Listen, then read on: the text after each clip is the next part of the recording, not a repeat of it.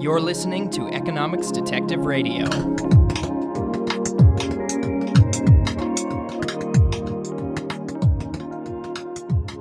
My guest today is Chuck Marohn, founder and president of Strong Towns. That's a nonprofit that works to promote a model of development that allows cities, towns, and neighborhoods to become financially strong and resilient. Chuck, welcome to Economics Detective Radio. Thanks so much. I'm glad to be here. So I've been looking at the website, that's strongtowns.org, and there's so much there we can talk about. So my first question is, what does it mean to be a strong town, and how does it benefit me to live in a strong town? Essentially, a strong town, it's a concept that has evolved over time. I really started this quest trying to figure out why, in my capacity as an engineer, in my capacity as a planner, we were doing so many projects that didn't make any financial sense. And I kind of evolved this notion of, well, we should be a strong town, essentially one that not only does projects where the math actually works, but one that can afford to take care of their own sewer pipe, their own water tower, their own sidewalk, their own street.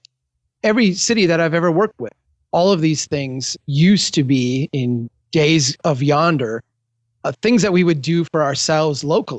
If we wanted a library, we'd build a library. We wanted a fire department, instead of a bucket brigade, we would put our money together and do that. If we wanted paved streets, we were going to pay for paved streets. In the America of today, the one that I've grown up in and worked in professionally, none of those things are things that we either expect to pay for or even come remotely close to paying for. And so a strong town is essentially a call for us to not only have some productivity in our development pattern, but actually have a relationship between the amount we're willing to pay and our expectation of service at the local government level. So is it fundamentally about the budget of the city council and living within its means, or is it about what the citizens are doing? It's a little of both. And I think it's a tad, and I know this is not your word, but I think it's a tad simplistic to say living within your means. And I'll give you an example of this. And this is an extreme example, but it's one from my career. When I was doing engineering work, this would have been in the late 1990s, I was working with this little city in central Minnesota, and they had 300 feet of pipe that was sitting in the water table. So essentially under where the groundwater was, and it was cracked and the groundwater was leaking into it. This water ended up then getting pumped out to their treatment facility, and it was overflowing their treatment facility. I went to them and I had the solution, and I said, it's only going to cost you $300,000. And they said, well, that's great. But this was like a tiny town. And they said, we have $0. Our annual budget is $85,000. We don't have the money to do this. And so I went to, all the kind of usual customers that would fund this from a government level. I went to the federal government, the USDA, and all kinds of different places. And they all said, this feels a lot like maintenance. We don't have the money to do this. You're going to have to figure this out yourself. So what we did in order to solve the problem is we essentially went back and said, well, they only fund maintenance. They won't fund maintenance. They'll only fund expansion. So let's make the biggest expansion project we can. And as part of doing this expansion project, we'll get a bunch of money, and then we'll also be able to go back and fix this thing. So this was not devious on my part. I mean, this was like exactly what, standard practice was. So I went out and I designed a couple miles of new pipe for them, doubled their treatment facility, and did essentially what was a $2.6 million project. And as part of that, we fixed the 300 feet of pipe. This was a wonderful project. I mean, the grant agencies were happy. I mean, they had a poor city with a pending environmental catastrophe, and now they were going to invest in growth. All the legislators did their press releases. They had the ribbon cutting. I got a big bonus from my company. They were happy with me. The city was ecstatic. But when you step back and look at it, what I did is I took a system that was too big for them to actually fix. And in order to deal with the immediate problem, I doubled the size of their system. So, I took the financial imbalance they had and I doubled. This is in a small, that's the one small end of the spectrum. But you can go through cities that are medium to large, and you see these same kind of dynamics take place. We are not paying for things in a way that is long-term financially viable. And we really have this economic system that not only has an obsession with growth, has a dependence on growth in a way that, has created huge amounts of liabilities for cities, liabilities that we just have no ability financially to meet. I've heard economists make that argument that there's, especially public choice economists, they argue that politicians want something that, well, you mentioned a ribbon cutting ceremony, and that's the kind of thing that they're paying for when they pay for a public project, is the publicity and something that gets in the papers and then they can bring up when they're next up for election. I've never actually heard it's such a clear case of that as your story, which is really shocking. I kind of thought it was more of a metaphor, I guess. No, actually, that one's not even shocking. I mean, that was actually a project that had some like viability to it. I mean, there's way crazier ones out there. It's funny because I just read this thing that Larry Summers had written, the former economic advisor to Barack Obama, and a long career in the US here of dealing with the economy on a high level. And he was taking some issue with a report from the CBO that talked about the return on investment for federal infrastructure spending. Now, it's fascinating to me because when we went and built, let's just take the interstate system, right? When we first built the interstate system, the economists went out and looked and they said, wow, for every dollar we spend, we're getting $5 back, or we're getting, whatever this huge return was. And yeah, you probably were, because you were connecting places that had never been connected before. You were transforming economies. You were, literally changing the economic landscape of a continent. When you go out and you repave the top wearing course on, Interstate 35 between Des Moines and Kansas City, what you're doing is you're creating a ton of delays for people on that road. And then when it's done, you just essentially put back what was already there. The economic gain you got a generation ago is already in place. It's already locked in. Now all you have are these ongoing maintenance expenses. That's really unsexy and it's not fun. And on an economic balance sheet, it doesn't play real well. So what we tend to gravitate towards, and there's a political reason for this, like you noted with the ribbon cutting. There's also, I think, an economics reason for this, is that, these things are the ones that can induce higher levels of GDP growth. We tend to go for the new project. And so maintenance gets kind of sloughed down the food chain in a sense to become a state issue and then a regional issue and then a local issue, to the point where our local governments are just drowning in liabilities and have no chance whatsoever of meeting even a small fraction of that. So you talk about something called the growth Ponzi scheme. Can you tell me what that is? Yeah. And let me be clear that I'm not talking about anything nefarious in the sense that someone sat down and said, here's how I can, here's how I can rip a bunch of people off. This is essentially a cultural consensus, but it's a cultural consensus that, again, plays into this notion of growth is going to solve our problems. So a city, and I gave you the example earlier, but this happens, with cities of all sizes. You go out and get a federal grant or a state tax subsidy, or you get the Department of Transportation to come in and do a project, or you get a developer to come in and make an investment.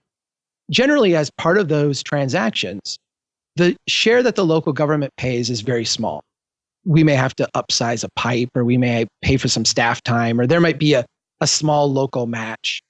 But the bulk of the investment is being made by someone else, the state, the feds, the DOT, by a developer, people taking on mortgages, all those things used to finance new growth. What happens at the local government level is that we agree, and I say we as the local government, but we as a representative of all the property owners and taxpayers and residents within this corporate entity we call a city, we agree as part of the transaction that we will take on the long-term maintenance liability. We will fix all those roads and streets and curbs and sidewalk. We'll repair all the pipes and the pumps and the valves and the meters. All that stuff becomes our long-term promise, our long-term liability. Well, that promise doesn't come due for a generation, right? So today, we get all this new growth. We get all this new revenue. And you see this in cities that are growing. It's like, well, they got it figured out. That's the place to be because they got the nice paved streets and they're building the new community center and they got the big salt storage facility and the new city hall. They got it all figured out. The problem is when those liabilities start to come due, what we see is that the pattern of development, the way we've actually laid out and built stuff, doesn't generate enough wealth to actually afford to go back and fix things.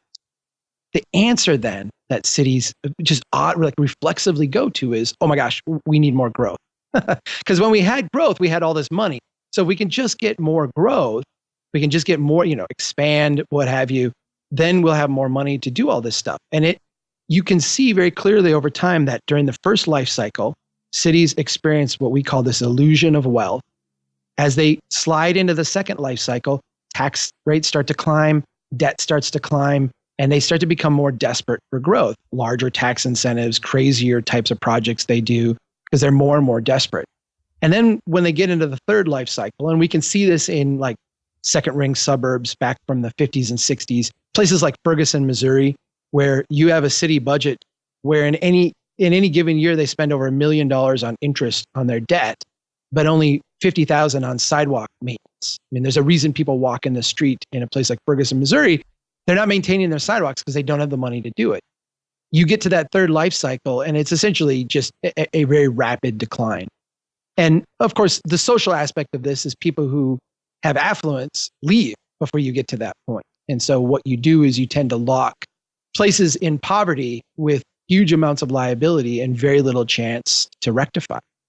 So I guess just to clarify, when you say growth, do you mean that the city is expanding outward or upward, or it's got more people in it? What does growth mean to you?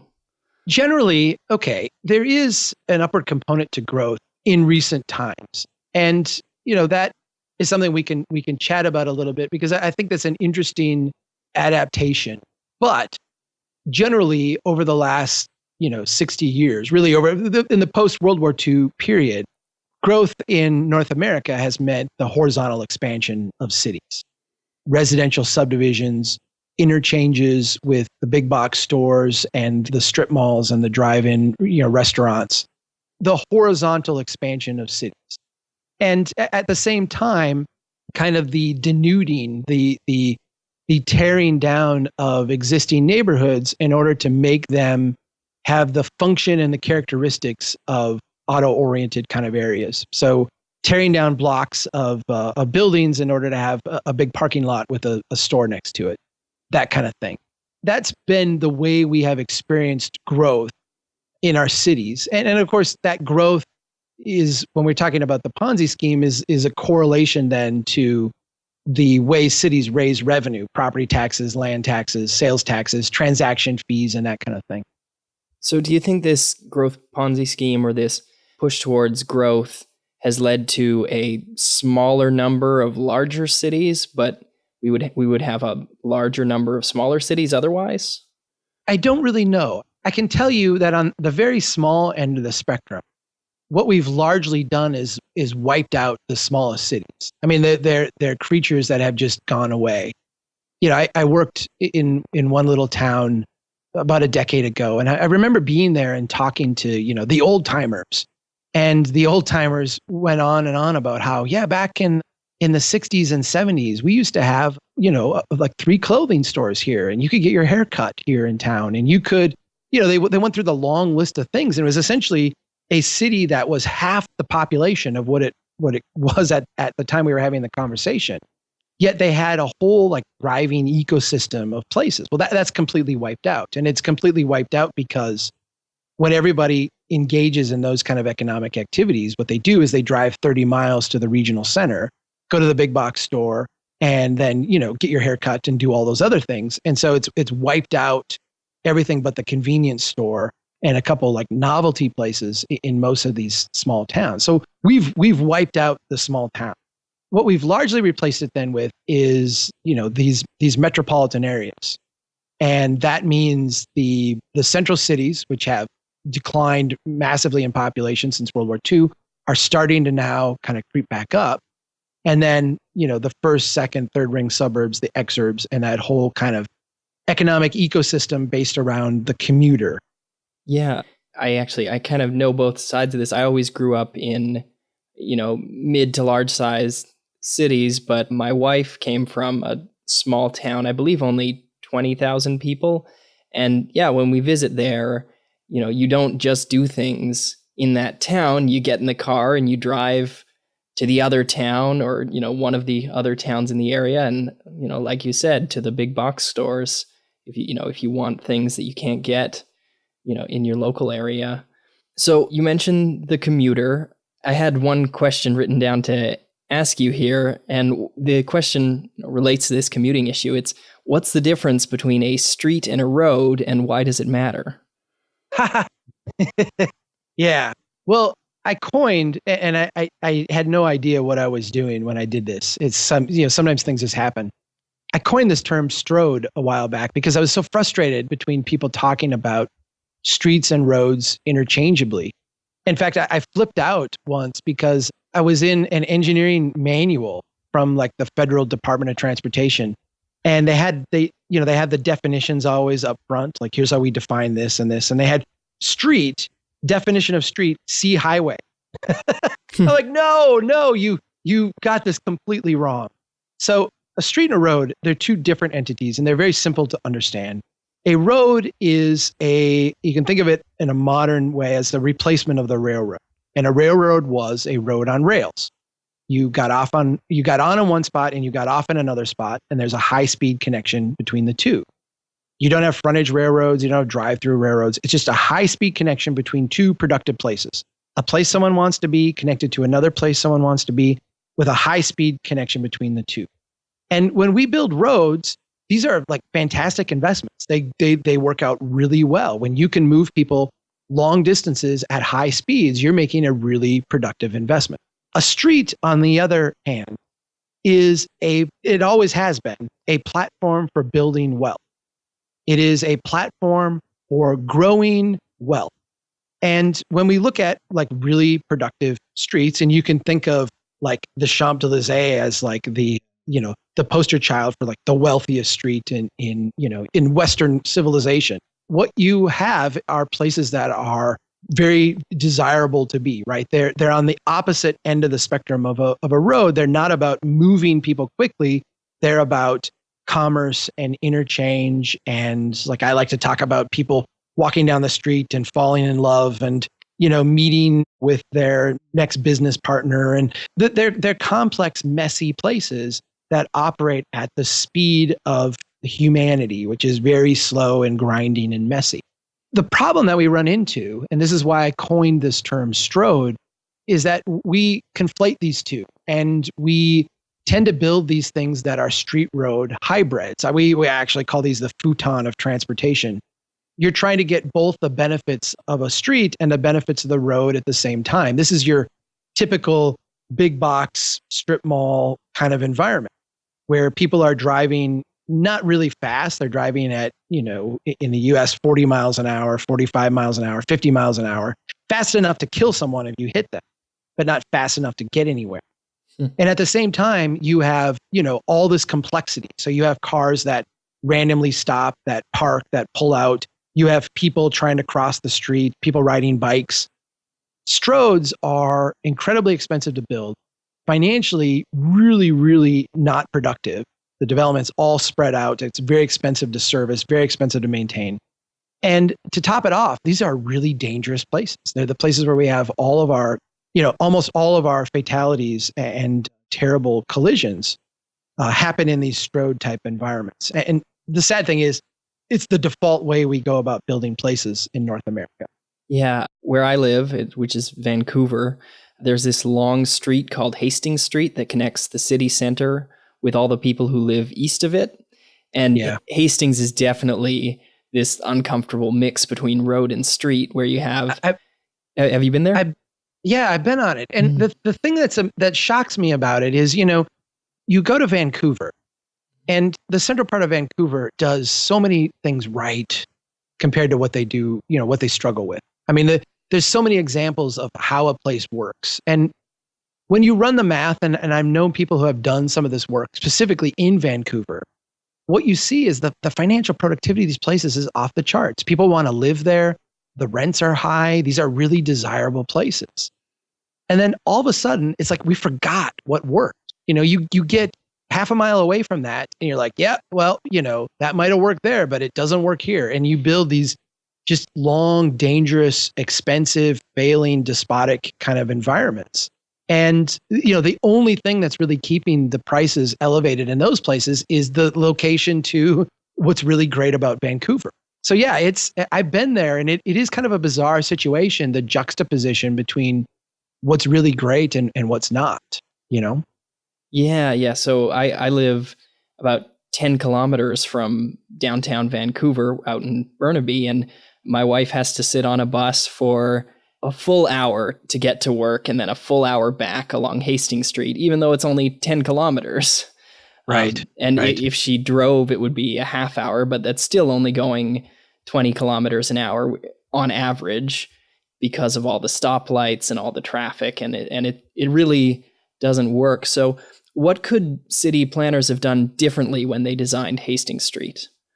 Well, I think there's two things to ponder. And one is, what could they have done differently? And then I think the more important one is, what do we do now? When you say, what could they have done differently? There's a model of development that cities have used for thousands of years.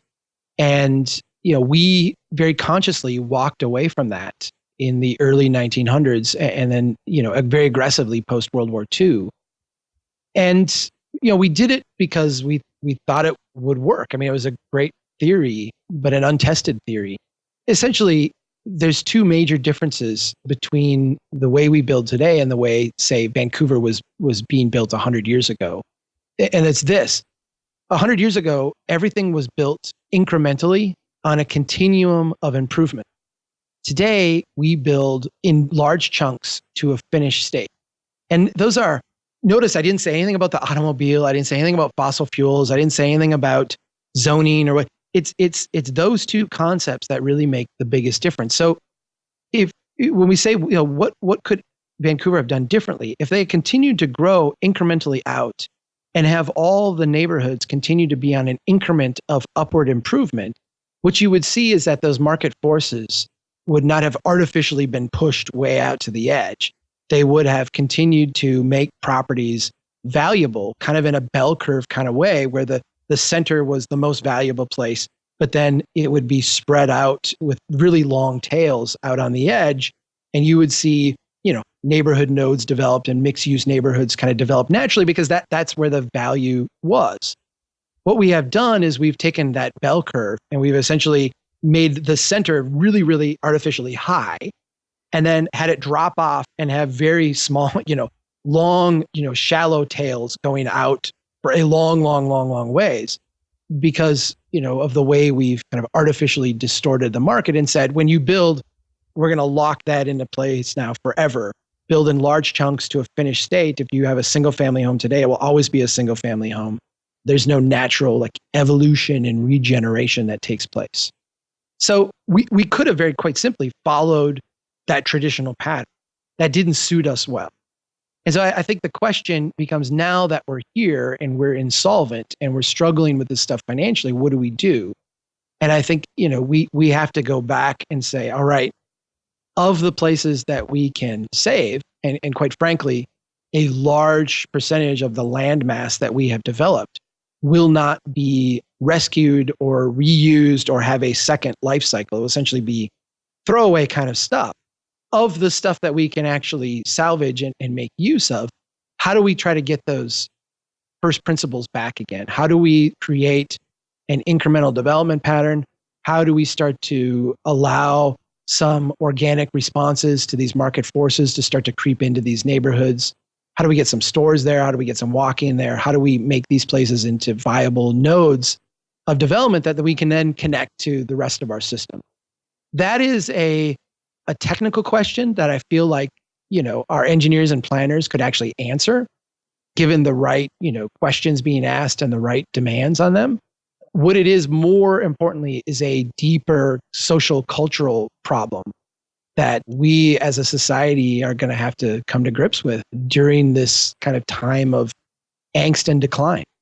Yeah, well, it's so tempting. I'm sort of a free market economics type person. It's so tempting to just say, well, we could just not zone. We could just tear up the zoning code and say, okay, if you got a plot of land, if it was zoned for single family homes, now you can do whatever you want with it. You can do a business, you can do multifamily housing, you can do both.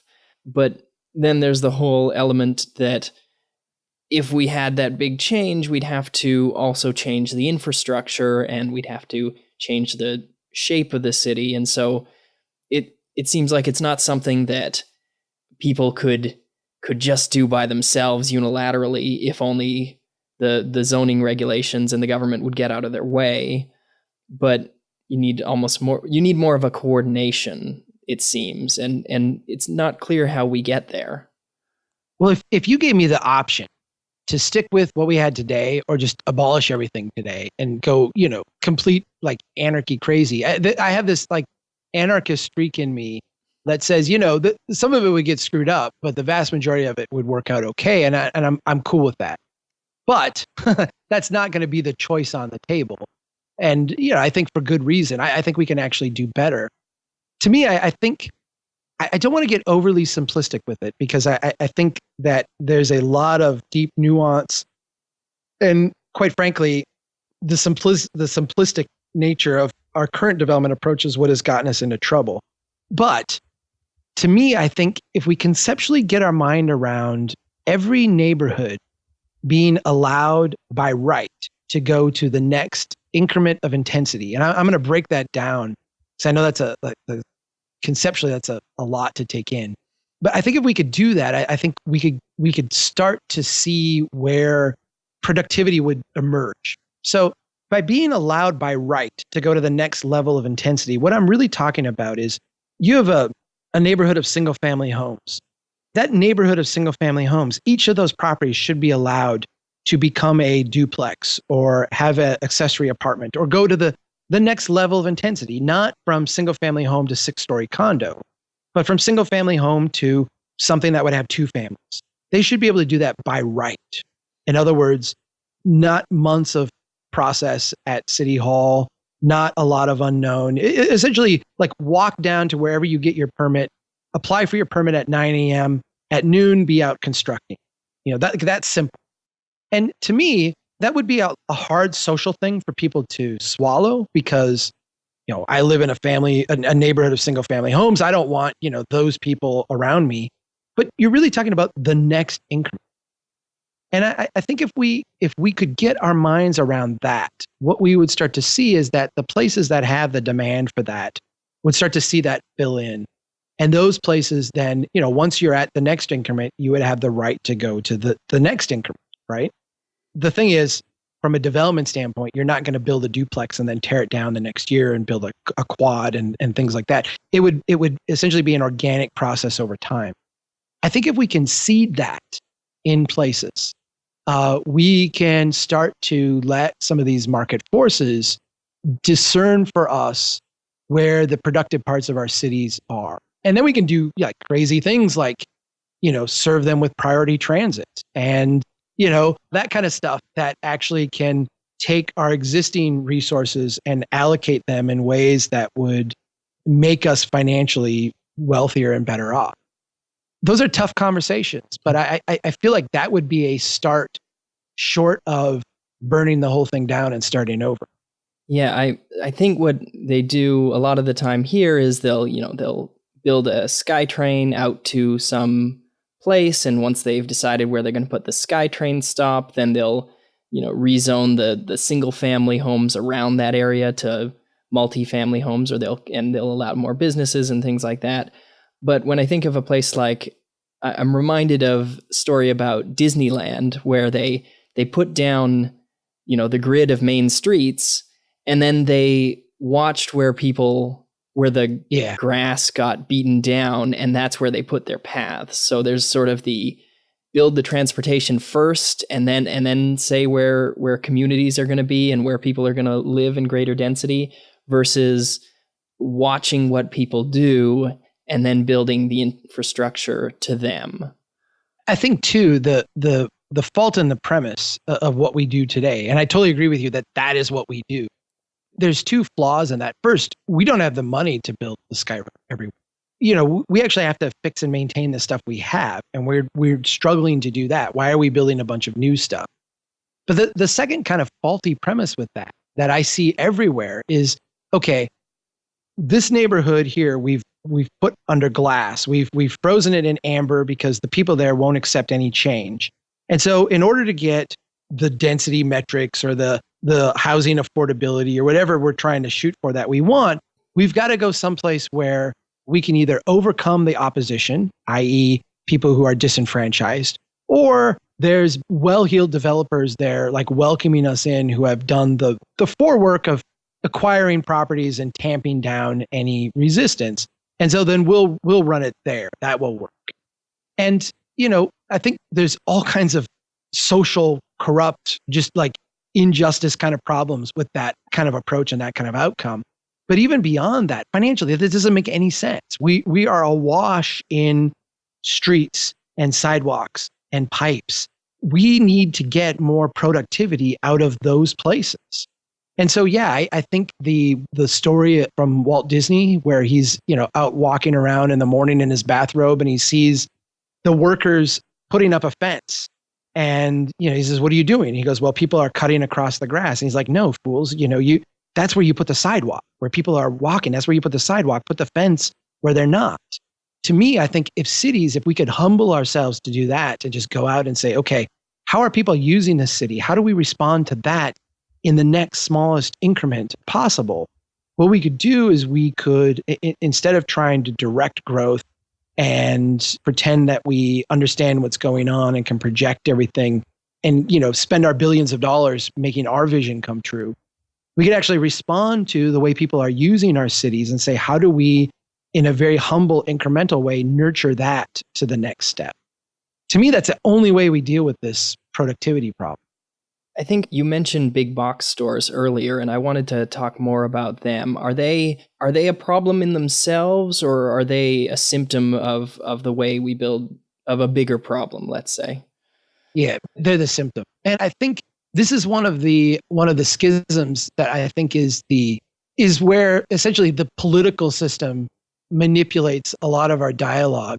Because really, to me, like a Walmart is here in the US at least, I don't know if this is to an extent in Canada or not, but a Walmart is in many ways a political metaphor for our left and our right. Our political left says Walmart is terrible. They don't pay people enough. They exploit their workers. They exploit their supply chain. And, this is a terrible company and we need to do something about it. And the right says, well, Walmart is a great American company founded by the Waltons. This is an expression of the market. This is, they're providing what consumers want, and it's consumer preference and consumer choice. And if consumers didn't pick this, this wouldn't exist. And what both of them fail to recognize is that Walmart is simply the natural outcome of the development pattern that we have collectively chosen to subsidize. We have chosen to build a pattern that favors and benefits the one regional player that can become essentially the king of the hill, the king of the mountain, the one that can provide the mostest, the biggest, the quickest, And so we have created a development pattern that essentially induced the big box store. This is it's a parasite to the system, and it's the natural expression and outcome of that system. If we don't like big box stores, you're not going to regulate them out of existence. You're not going to subsidize their competition, and what have you. The way you deal with the negative ramifications of the big box stores, and there are many, is you actually have to change the development pattern. You have to stop subsidizing commutes and actually allow a more organic pattern of development to arise. And to me, that should have a lot of appeal to the right and the left politically, but our current discourse finds it more favorable to use it as kind of a wedge defining kind of issue, really. Yeah, so if I trying to understand what you're saying, the biggest cost of shopping at Walmart is the fixed cost of owning a car. You can't get there without a car unless you happen to live very close to it. But once you have a car, you might as well go there and save on your groceries, and those savings eventually add up. But if we had maybe a more organic sort of city, if we had cities the way they used to be, with narrow streets, dense buildings, living places on top of businesses, then you could have a large portion of people who either don't own cars or don't share transportation when they need it, but for the most part walk. And if you had that, then the business model of bringing goods to where the customers are rather than having them drive to you would work and would outcompete the Walmarts. Is that basically what you're saying? I think that's a part of it, but I actually think that there's a lot deeper story to it. If you think about like living in a neighborhood where there's used to be a corner grocery store, and the neighborhood I live in used to have 3 neighborhood groceries.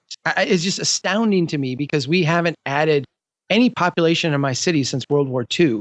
Yet I know people who say, I grew up in this neighborhood and there were 3 grocery stores. I'm like, how is that possible? We don't have 3 grocery stores in the region, So you have this situation where it was very convenient to walk across the street to go to the grocer. There were sidewalks, the streets were narrow, the traffic was non-existent or slow. Yes, you paid more for milk, right? But now what we've done is we've said, oh no, we're going to transform that neighborhood because automobiles are the way to go. So we're going to widen out every street. We're going to pave them. We're going to get rid of the sidewalks where they're not really being used anymore. And all of a sudden now that other choice is not viable in the marketplace, even if people want it, because, I'm forced to get in my car. And once I'm forced to get in my car because of the layout and the structure of the city, it makes way more sense for me to drive, an extra 3 minutes to the place that has everything I want than to, go to the couple of remaining little places and kind of eke out here and there what I want. So we fight congestion, and we got to fight congestion because that helps interstate commerce. So here's, all this money flowing down to the local level to fight congestion. And, the byproduct of that is it's really, really easy to get to the Walmart. It's really hard now because they built a moat of a highway through the middle of my neighborhood to get to the little store across the street. So, in a sense, you have the fixed costs of driving. And I think that is a part. And certainly when you get to a larger city, that's a huge part. I mean, if you have the ante in Vancouver to own a car, you're going to use it more often than the people who are going to do the car by the hour or what have you. But in most of America, people are going to own, people own cars, and that ante is kind of built into their day-to-day expense balance sheet. It's that reconfiguration of all of our neighborhoods to essentially force people to drive and not give them any other option that has just, made it so competition to Walmart, even though I think it would be welcome today in most places and even economically could survive in a lot of places, is just not viable. You can layer on top of that, the fact that we have these crazy parking requirements. I mean, you want to start a corner grocery store, you have to have as much parking as, per square foot as Walmart does. Well, now you got to buy an extra lot and tear down everything on there and put in a big parking lot that is hardly used and isn't going to, really benefit, create any value for your store. So, we have from top to bottom in the system, from the way we finance things through securitization down to the local banks, to the way we zone and have our building codes set up, to the way we fund transportation and infrastructure. We have created a system where the natural outgrowth is the big box store, and the competitor to that is just not viable. That's why I describe this as, at the end of the day, as a social problem, because what we really need, and I really think at the end of the day, what will fix a lot of these things is a broad social consensus, similar to the consensus we had in the 1940s and 50s, to do something different. In the 1940s and 50s, you had a bunch of people who had grown up all their lives with one basic understanding of how to build places. We developed within half a generation a broad consensus on what a different prosperity would look like. And all of the bureaucratic systems fell in line behind that. I think what we need today is a broad social consensus of what prosperity would look like, different from what it is today. And I think when that happens, all of these things will kind of fall in line behind a different approach. So I wanted to ask you about something you call the gentrification paradox. You wrote an article with that title in 2015, and here's a quote from it. Quote, "The pre-automobile development pattern was an organic process. It was both incremental and complex. Gentrification, investment followed by displacement, was part of the natural order of things, and as with any organic system, it had a positive role in making things work for everyone." Can you elaborate on the way this worked, and how did gentrification help make things work for the people, in particular the people it displaced? Yeah, I think that this is really important. And I don't want to, and I'm conscious of the fact that sometimes you look at history and you can, have rose-colored glasses on the way things worked. I'm not going to pretend that this was always beautiful and perfect and it always worked great. But that being said, when we study the traditional development patterns, we see something emerge that I think is very empowering that is completely absent today. And you can kind of think about it in terms of the bootstrapping family business. So I'm in my office today. Across the street from me is the kind of rundown commercial strip that was built in the 1920s. It's been neglected for almost a century now. But if we look back 100 years ago when this was built, what we see is that this was the very outskirts of town back then. And what this was like the initial bootstrapping investment of the kind of upstart entrepreneur. This is a person who couldn't afford to be in the center of town because the center of town was very expensive, but they had enough money for a little pop-up shack kind of place on the edge. And that's what was built, and that's still what's there today. Had things run their natural course, what would have happened? That you had this little pop-up shack, and more than likely you had the family who kind of lived in the back and then had whatever commercial enterprise out of the front. Maybe they did leather work. Maybe they had a little store, whatever it was. Maybe one member of the family worked at the paper mill up the street or the lumber yard or what have you, and the other one stayed home and watched the kids and tended this small store. Over time, as the city would incrementally continue to grow out, it would also add more value and wealth to these kind of neighborhoods that are now no longer the edge of town, but a little bit closer in. And you would see those places start to grow themselves. So they would get a second story, a third story. Maybe the business would grow a little bit and that whole first story would become the business and the family would move up to the second story. Or maybe they became wealthy enough with the store where they could have one of their workers rent out the second story and then they could move to a nicer place somewhere. Essentially, what this was a place for people with their own initiative, their own sweat equity to grow with the community and build the equity starting out at a very small place and working up to something that would actually have a modicum of wealth. This is the merchant class. This is the way we built the chambers of commerce and essentially the merchant class of people that sustained all of these cities for thousands and thousands of years. This is the way that cities built wealth. Now, was this always great for everybody? No, because on the edge of towns there were slums and there were places that weren't, always desirable to be in. You had low services, you didn't have great sanitary conditions, et cetera. I think a lot of those problems we could actually solve today. And so we could take this great mechanism that existed for a long time that really broadly empowered people to build wealth and modernize it and have, allow people to live in places that are healthy and sanitary and respectful while also building wealth and, having their own economic security over time. This is completely wiped out today. I mean, we not only because we don't have that incremental development pattern, but because it's really very, very hard to get started as a bootstrap. The first thing you've got is the building code official who's going to come in and say, you've got to spend $500,000 to get this up to, this code. You can't use this old building in the way that it was originally designed. All of those kind of things make this a really difficult thing to do today. But that was the mechanism. And the displacement was good because the displacement meant these places were becoming more wealthy and the people who had initially started there were actually gaining a part of that wealth.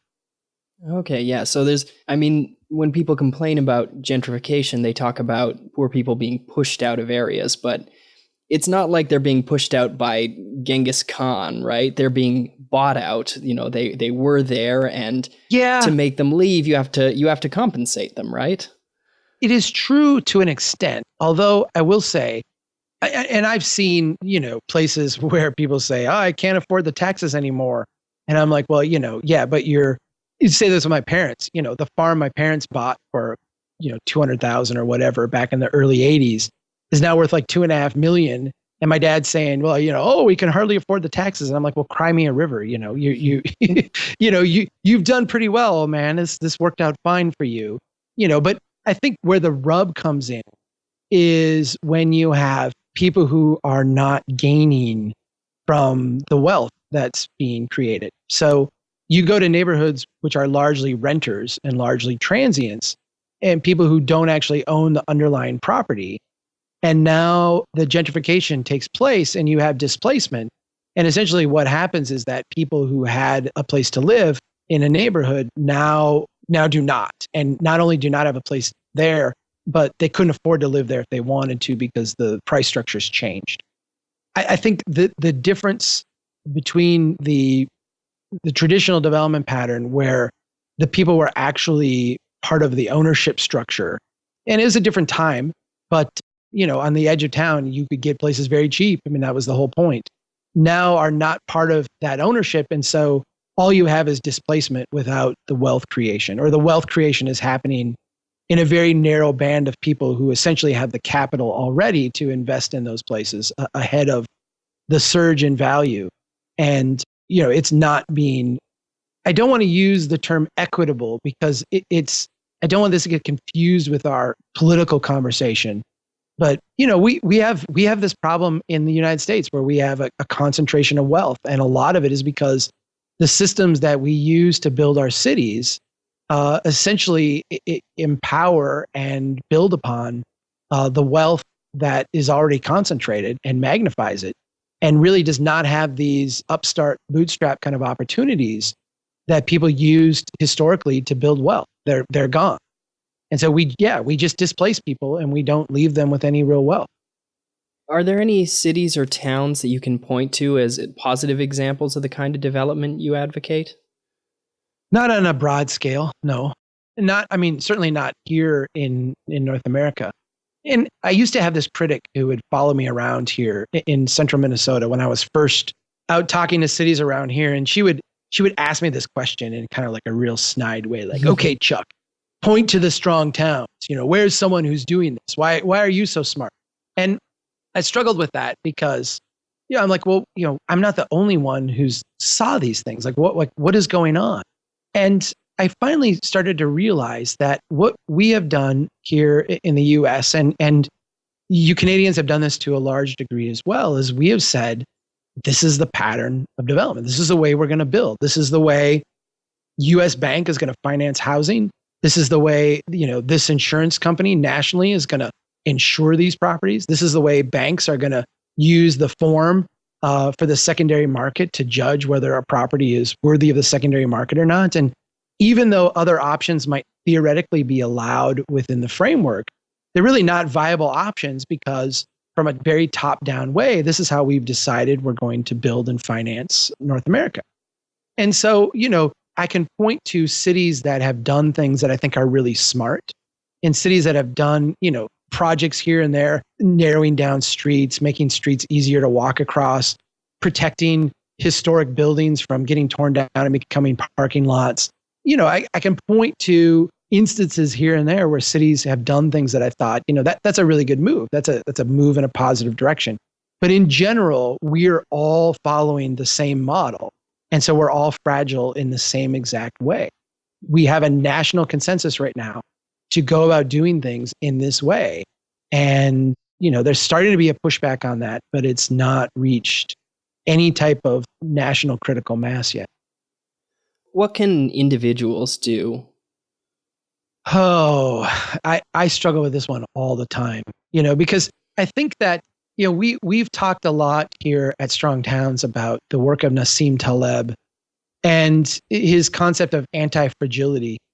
And what we've realized is that, to have a system that is anti-fragile, in other words, a system that gains from stress and disruption and disorder, you've got to have some fragile parts to it, parts that will break and give you the necessary feedback to make changes.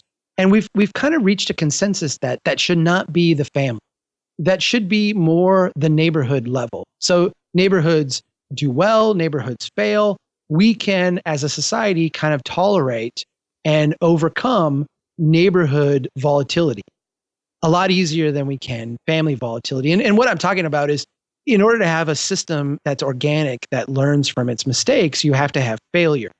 You can have failure at the neighborhood level because neighborhoods can choose a different path and overcome failure. They can adapt, they can change. You can't really have it at the family level because then you have people that are destitute and bad things happen. And I think as a society, we've kind of moved beyond that in a sense, as the family being the level of volatility. So I look and say, what can you do? I think the path for all of us is going to be different. I can tell you what I have done. I used to live way outside of town. We had a 5-acre lot in the woods. It was gorgeous. We built this in the 90s when I was working for the engineering company, and when this looked like the thing to do, we moved to town. We moved to a walkable neighborhood. I went from walk score 0 to walk score 80.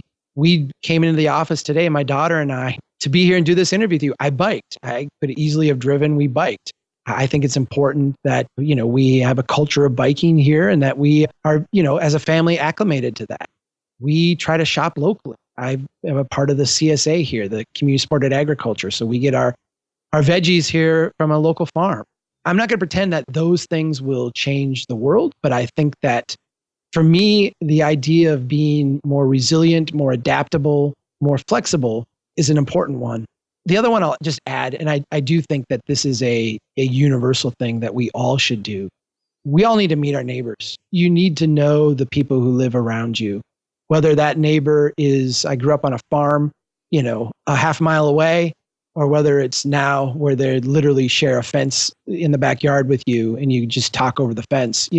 We all need to meet and know our neighbors and know them more than superficially, like their name.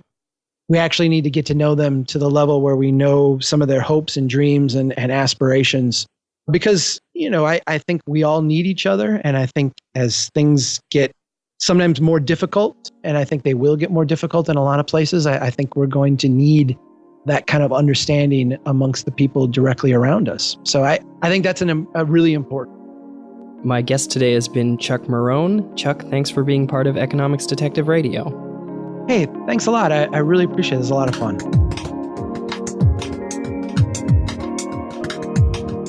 The show notes for this episode will be at economicsdetective.com/strongtowns. You can head on over there to find links to not only strongtowns.org, but the particular articles that we discussed. If you want to support the podcast, you can go to economicsdetective.com/support, where you'll find links to, in particular, my Patreon page.